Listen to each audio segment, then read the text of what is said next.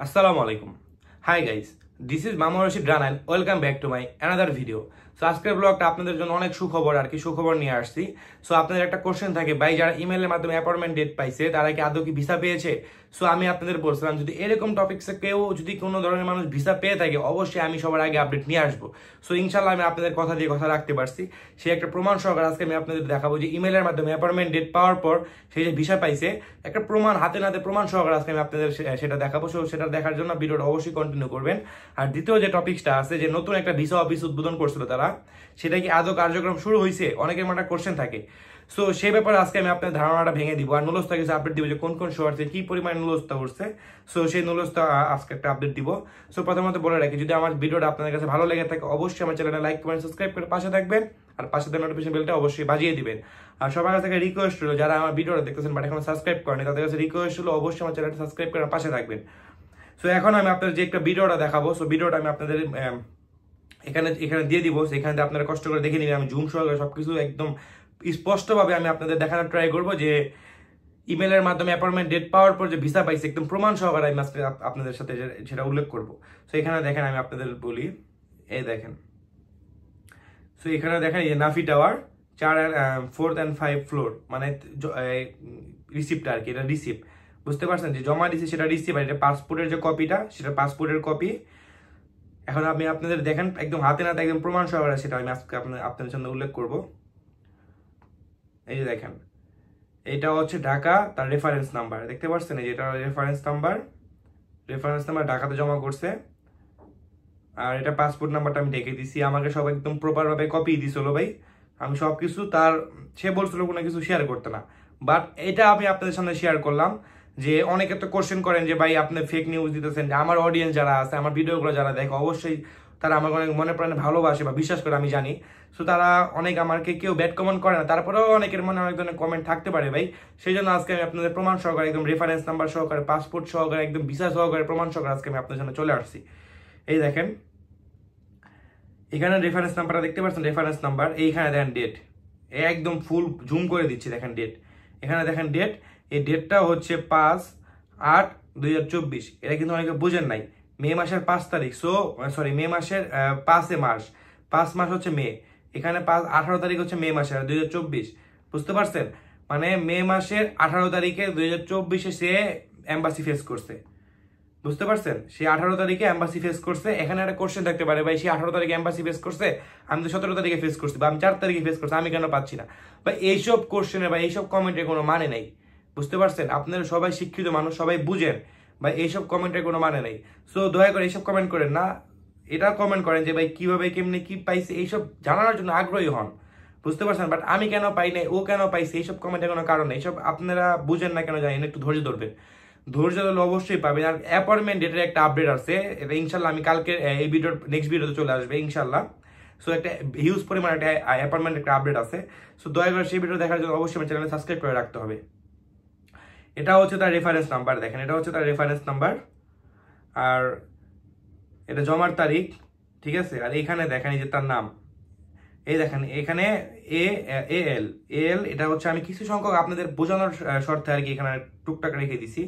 এখানে দেখেন এল, ঠিক আছে, এখানে দেখেন এল। পরে এখানে দেখেন, দেখেন এখানে SAN, বুঝতে পারছেন?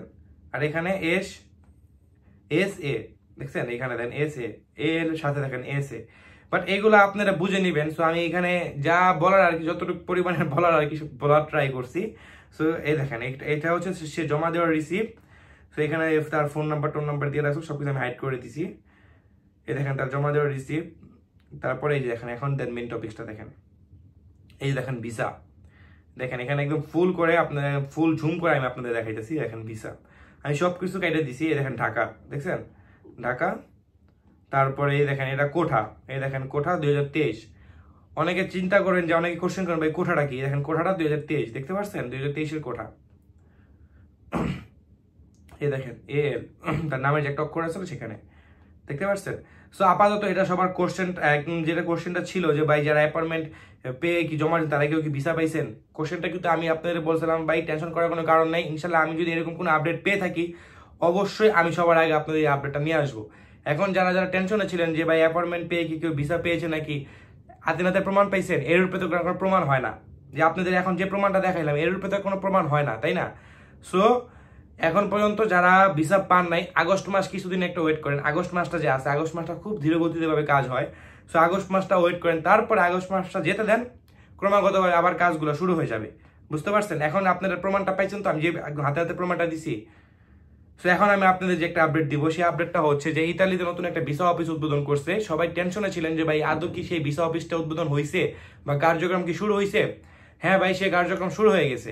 সেটা গত সপ্তাহ রবিবার আর কি, রবিবারের দিকে মানে সামথিং 7 তারিখের কাছাকাছি পড়তো, সেই রবিবারে আর কি উদ্বোধন মানে কার্যক্রম শুরু হয়ে গেছে। এখন প্রপার ভাবে তারা কাজগুলো শুরু করছে। যে ভিসা অফিসটা, এটা আবার অনেকে চিন্তা করেন ভাই লোকেশনটা কোথায়। সেই লোকেশনটা হচ্ছে ভাই নাফি টাওয়ারের 8 তলায়।